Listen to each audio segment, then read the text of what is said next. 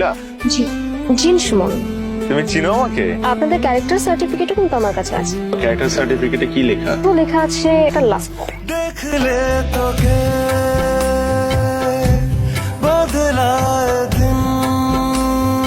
বলটা আমার। আশেপাশে এতগুলো বাসা থাকতে একটা ছাদে এসে কেন বলটা পড়লো? কারণ বল লাস্ট বয় থেকে ফার্স্ট বয় এই বাসার ছাদে না কোনো বল এসে পড়লে সেটা ফেরত দেওয়া হয় না। বন্ধ ঘরে মনে পড়ে তোরই কথা এমন। লেখাপড়া সব দিকেই তোর এত সুনাম ছিল।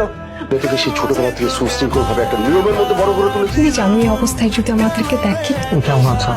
আমি ভালোটাই। কেন যে তোকে পাই না মনে হয় সারাটা দিন। বিয়ে তো হবে না, মেয়ের বয়স তো এখন 18 হয়, 4 দিন বাকি। 4 দিন পরে আসবে, আমি বেআইনি কাজ করতে পারবো না। তুই টেনশন করছ কি লেগে? একদিন তোরা কোনো জায়গায় আটকা থাক তাহলে তো হয়ে যায়। তোকে পাই না মনে হয় সারাটা দিন। ছোট ভাই কি খবর? আঙ্কেল আঙ্কেল আঙ্কেল সামনে যে সুমন সে তো কিছুই স্বীকার করছে না, বলছে সেই ব্যাপারে কিছু জানে না। থাম। আমি নীলা, আমাকে কেউ কিডন্যাপ করেনি। সুমনকে অনেক ভালোবাসে, আমি নিজেই ওর সাথে পালিয়েছিলাম। কিন্তু তোমার বাবা তো বলছে ভিন্ন কথা, না মানে আমার বয়স 18 হয়েছে। চাঁদেরই ঝরনা স্বেচ্ছায় পালিয়েছে সুমনের সাথে। একটি জন্ম সনদ আমাকে দেখিয়েছে, আছে কিনা? আছে।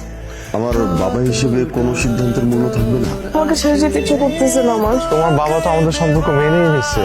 আমি আমার বাবা মাকে বুঝায় নিয়ে আসবো, তো সব ঠিক হয়ে যাবে। মারা এটা কি লাদের বাসা? না যে আমাদের সঙ্গে কথা বলে তো তালা মেরে কোথায় চলে গেছে। এই তোর প্রেম, সাই চল।